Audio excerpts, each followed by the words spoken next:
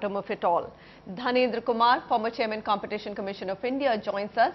We also have with us in the Delhi studio Gitambar Anand, President CREDAI and CMD ATS Infrastructure, Vivek Kohli, co-founder and senior partner ZS Law, Sudipto Kumar Pal, Advocate Supreme Court, and Subhash Mahajan, buyer who has won against a Parsavnath case in recent NCTRC landmark case, as we are calling it today. Now, if you look at what's been happening, and I think we will just focus a little bit on the case first. Builder-buyer agreements have been at the center of debate in the industry, and we have been bringing that to you on the show.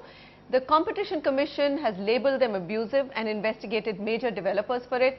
In the latest judgment, the National Consumer Commission has come out sharply against how the penalty clause is drafted in the flat buyer's agreement. A project is delayed by years, the buyer has paid 90%, and yet when he decides to forgo the property out of sheer frustration, all he gets is 2 to 3 lakh rupees as compensation. And I think that is the starting point on seeing what is the redressal forum, how do you restore this confidence.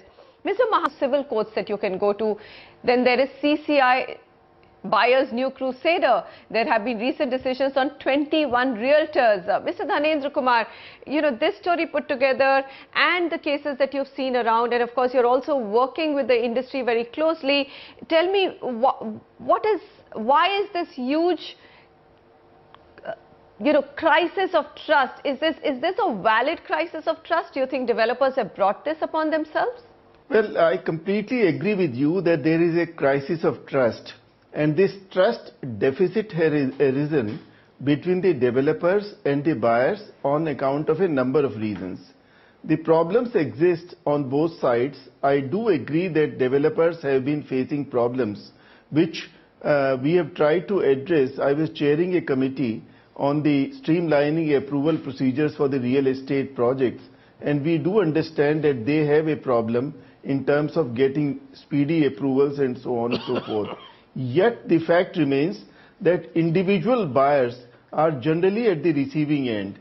They do not have the wherewithal to go to courts, to engage expensive lawyers, and also to fight it out for several years. They have put in their hard-earned money, at times taken loan from the banks, and they are waiting for years and years and years, and the promised flat is nowhere near the site. Even after that, the quality leaves much to be desired. And the terms of agreement in the agreement itself uneven, and at times I have been saying that there are provisions in law that in any unevenly drafted agreement, there is a term called contra proferentum, always against the person who has drafted it. Altogether, I think a lot more needs to be done to bridge the trust deficit in other countries, and we have studied the sector very closely when I was in the Competition Commission, that this kind of a problem doesn't really exist like what we have here on account of a number of reasons. Now, the fact remains that the government is also a very important player in the whole game. And the Town and Country Planning Department, or whoever is the licensing authority, they have also to make sure that the developers to whom they grant license, they abide by the terms, and they also keep an oversight into the various provisions under which these licenses have been granted. So at times it has been seen, in fact many a times, that the state authorities do not pay adequate attention to this aspect. So this tripartite arrangement, this equilibrium has to be achieved, and at times what happens, a number of clearances which are sought to be given, whether from environment or from the Town Country Planning Department and so on, they are not forthcoming for a number of years or months, and the blame for that is given by the developer that it is not coming, therefore we can't start it or we can't complete it. So you've actually given us both sides of the picture. Gitambar, you must say that Mr. Dhanendra Kumar has been extremely fair. Just keep that much money aside for construction, which is practical. If the developer has spent money on land and he's leveraged somewhere over there also, okay, allow him to at least return that money which was spent on the land, and let him put the money for construction in a separate account. That's all. All right. Mr. Dhanendra Kumar, is that a reasonable demand from the developers? I've already spent on land. I may have borrowed for that land. So here it is. I'm collecting from you. Only let me keep the construction cost. Frankly, I'm not going to go into numbers, but I don't think it's a valid demand. Okay. And I'll tell you why. First of all, there is a completely uneven ground for the developer and the buyer. The buyer is poor individual. The developer is not exactly a poor individual in the same sense. Look at the case before the CCI and look at the kind of lawyers who were engaged.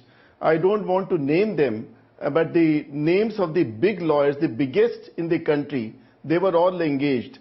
Which individual consumer can engage even in an ordinary lawyer like that? Now the point is this, that there is a trust deficit, and this trust deficit has to be bridged. And for this purpose, I feel that there are a number of steps which are needed. Of course, the government is taking measures to pass this bill, which is important, which is long awaited. But what my fear is that in spite of that bill, what's going to happen? Because the real action is going to take place in the states. The government of India would have passed the bill. The states would have to appoint the concerned authorities, and then the authorities would have to devise their systems and procedures, and it's going to take time.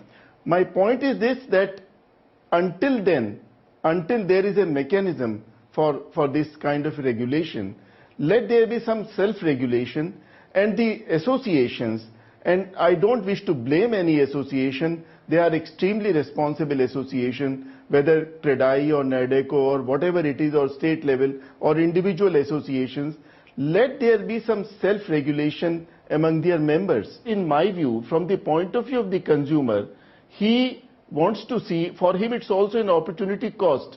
He wants to see at the end of the day, if it is 3 years or 4 years or whatever, a shelter, a roof at his head. And if after 7 or 8 years you return all his money, even at 18% interest, what does he do with this? His opportunity cost. Now, from the point of view of developer, the value of his property would have also gone up. Now, there have been arguments I have read through various judgments. There was recession in the market.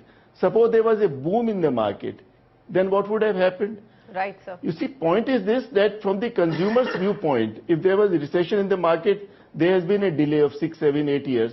If there was a boom in the market, even then there would have been some attempt to throw him out, and sort of, since the value of the property would have gone up, the individual consumer should have a forum to seek his redressal. If he wants to go and meet the developer, there is no mechanism. He doesn't come on the line. There is nobody whom he can go and meet. There should be one window where he can go and put his issues to. So not everybody can get his grievances redressed with each developer or with the association. So until there is a proper regulatory forum, I feel that something more needs to be done. All right, fair enough. And I think you've really outlined it very, very well. Now, you're saying